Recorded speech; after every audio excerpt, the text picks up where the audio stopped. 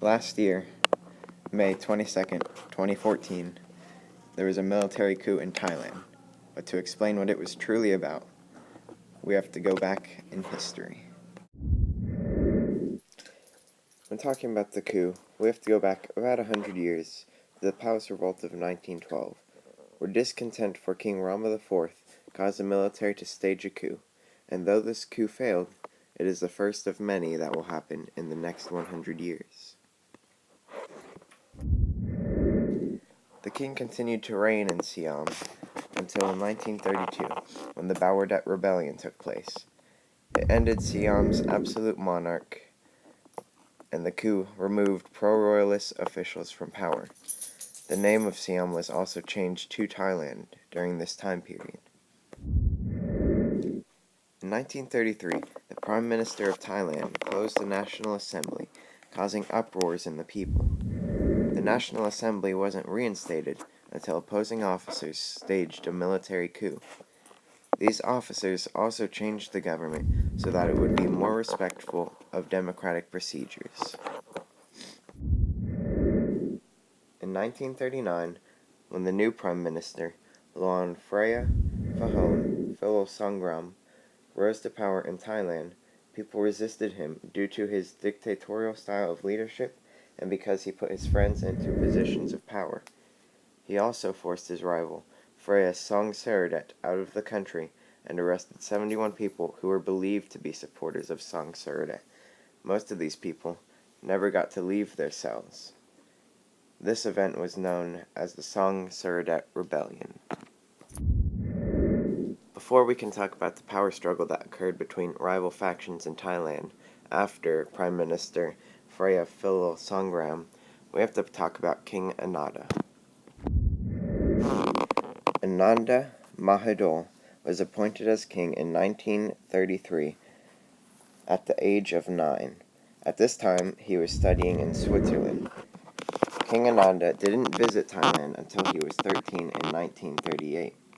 The visit lasted for a few years until World War II, and the Japanese invaded and he was forced into hiding. On his second visit to the country in 1945, he won the heart of everyone who had been under the control of Phraya Philosangram's rule. In 1946, Ananda was found having been shot dead in his bedroom.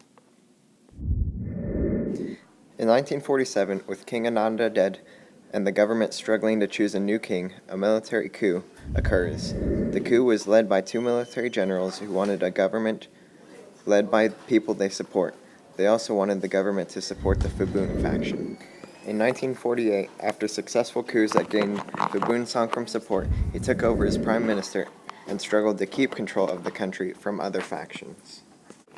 In 1959, in order to stop the power battle between factions, a constitution is put in place to establish a more democratic government. That constitution is then revised in 1968. In 1971, a government coup led by Thanom Kitty Kachorn disposed of the current parliamentary government. The coup also suspended the 1968 constitution, and the military took control. In 1973, student riots occurred in Bangkok, causing the fall of the military government. The resulting government was not stable. From 1976 to 1980, the military leader, General Prem Tinsulanonda, takes power. In 1983, he gives up his military position and heads a civilian government. A few years later, in 1991, there's a military coup which allows a civilian, Anand Paniarachun, to be installed as prime minister. He will be in power for over a decade after this. In 1997, the Asian financial crisis occurred, causing the Thai baht, their currency, as well as other countries' currency, to drop sharply. This causes more tension in the nation. Unemployment and bankruptcy run rampant. The International Monetary Fund steps in to help. In 1999, the economy picks up again, but people are unhappy about high prescription drug prices. Later, in 2004, martial law is imposed on the largely Muslim South. Islamic militants die in coordinated attacks.